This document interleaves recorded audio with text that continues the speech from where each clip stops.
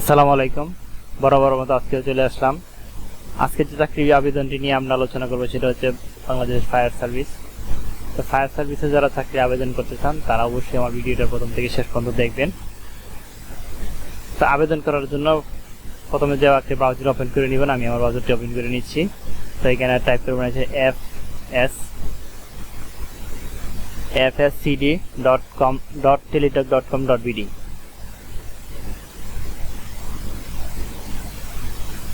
Browser অ্যাপসেট open করার পরে নিচে দেখছেন অ্যাপ্লিকেশন ফর্ম। তো অ্যাপ্লিকেশন ফর্মের উপর ক্লিক করে দিবেন। দেখবেন এখানে সকল পোস্টগুলো দেখা যাবে। আপনি যে পোস্টে আবেদন করতে চান ঠিক সেই পোস্টের উপর ক্লিক করে দিবেন। আজকের আবেদনটি মূলত হবে অফিস সহায়ক পোস্টের উপরে। তো অফিস সহায়ক পোস্টের উপরে ক্লিক করে দিবেন। ক্লিক করে দেওয়ার পর নেক্সট বাটনে ক্লিক করবেন। তারপর এখান থেকে আপনার সকল তথ্য সঠিকভাবে পূরণ করে দিবেন। নিরাপত্তার স্বার্থে আমি গোপনীয় কিছু তথ্য হ্যাশ করতেছি। তো আমি প্রথমে অ্যাপ্লিকেশন নাম দিয়ে দিলাম, তারপর ফাদার নেম, তারপর দিয়ে দিলাম হচ্ছে মাদার্স নেম। এগুলো অবশ্যই আপনার ন্যাশনাল আইডি কার্ড এবং সার্টিফিকেটের সাথে মিল রেখে দেওয়ার চেষ্টা করবেন যাতে কোনো রকম ভুল না হয়।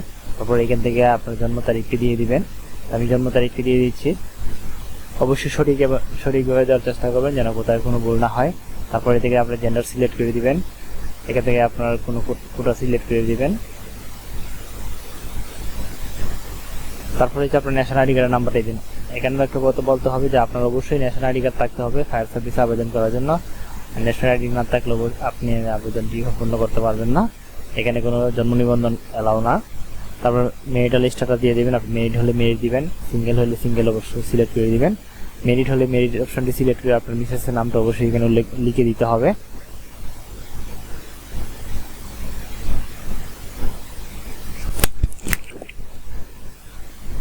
তারপর এখান থেকে আপনার ঠিকানাগুলো দিয়ে দিবেন। প্রথমে দিবেন হচ্ছে প্রেজেন্ট অ্যাড্রেস। আমি আমার প্রেজেন্ট অ্যাড্রেসটি দিলাম। তারপর দিয়ে দিলাম পার্মানেন্ট অ্যাড্রেস। আমার প্রেজেন্ট অ্যাড্রেসের পার্মানেন্ট একই থাকার কারণে আমি টিক মার্ক দিয়ে উঠিয়ে দিলাম। আপনারা যদি আলাদা আলাদা অবশ্যই আলাদা আলাদা দেওয়ার চেষ্টা করবেন। তারপর এখান থেকে একটা mobile number, active mobile number দিবেন, কারণ এই মোবাইল নাম্বারে সকল ইনফরমেশন আসবে। এই নাম্বারটা যদি ভুল হয় তাহলে আপনি কোনো ইনফরমেশন পাবেন না। তো নাম্বারটা দেওয়ার আগে অবশ্যই ভালো করে চেক করে দিবেন। একই নাম্বার নিচে আবার রিপিট করে দিবেন বা কনফার্ম করে দিবেন। তারপর দিয়ে দিবেন হচ্ছে আপনার একাডেমিক ইনফরমেশন। আমি এসএসসি ইনফরমেশন দিয়ে দিচ্ছি, এসএসসি রোল নাম্বার। তারপর দিয়ে দেবেন আপনি এইচএসসি ইনফরমেশন। একটা কথা না বললি না, আপনি এখানে এসএসসি পাস হলে আবেদনটা সম্পূর্ণ করতে পারবেন। আমার ইন্টার কমপ্লিট আছে সেই জন্য আপনি দিয়ে দিচ্ছি। আপনি চাইলে দিতে পারেন, না চাইলে এটা স্কিপ করতে পারেন। তারপরে এইখানে হচ্ছে ভেরিফিকেশন কোড, এখানে আপনি টাইপ করে দিতে পারেন অথবা আমার মতো টেনে এখানে ড্রপ করে দিতে পারেন। তারপর সামনের অংশটা দেখেছি ব্যাটন চিপে কেটে দিতে পারেন। তারপরে এখানে টিক মার্ক উঠিয়ে দিয়ে নেক্সট বাটনে ক্লিক করবেন। নেক্সট ক্লিক করার পরে এখানে সকল তথ্য আপনার প্রিভিউ দেখাবে। আপনি প্রিভিউ অপশনটা খুব ভালো করে চেক করবেন। এক একটা ইনফরমেশন খুব ভালো করে দেখবেন যাতে কোথাও কোনো ভুল না হয়। বিশেষ করে আপনার সার্টিফিকেট এবং এনআইডি কার্ডের সাথে মিল রেখে দেখার চেষ্টা করবেন। তারপরে হচ্ছে আপনার অ্যাড্রেসগুলো আপনি দেখে নেবেন কোথাও কোনো ভুল না হয়। এখানে বিশেষ করে হচ্ছে মোবাইল নাম্বারটা খুব ভালো করে দেখবেন। মোবাইল নাম্বারটা ভুল হলে আপনি কিন্তু কোনো ইনফরমেশনই পাবেন না। তারপর আপনার একাডেমিক ইনফরমেশনগুলো ভালো করে চেক করবেন। চেক করার পরে এখানে আরেকটা অপশন হচ্ছে click here two edit the application. Click here to the edit application.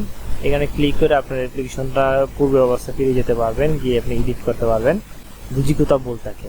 আর যদি ভুল না থাকে তাহলে এখানে ক্লিক করার কোনো দরকার নাই।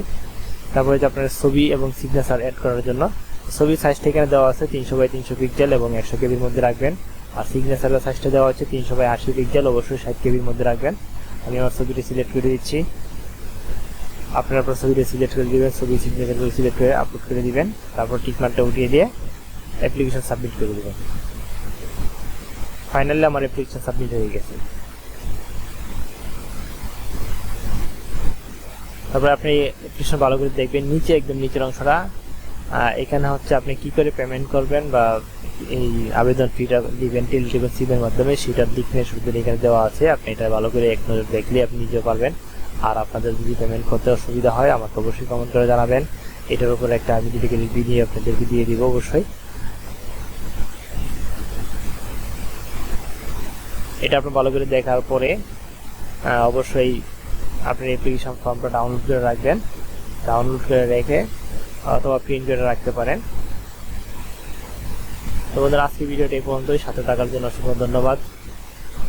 এরকম ভিডিও দেখতে অবশ্যই আমার ফেসবুক পেজ এবং ইউটিউব চ্যানেলকে সাবস্ক্রাইব করে রাখবেন। তো আমরা অ্যাপ্লিকেশন ফর্মটি ডাউনলোড করে নিচ্ছি। আপনারা অবশ্যই ডাউনলোড করে প্রিন্ট আউট করে রাখবেন, অথবা আপনার কোথাও কম্পিউটারের ফোল্ডারে এটা সেভ করে রাখবেন।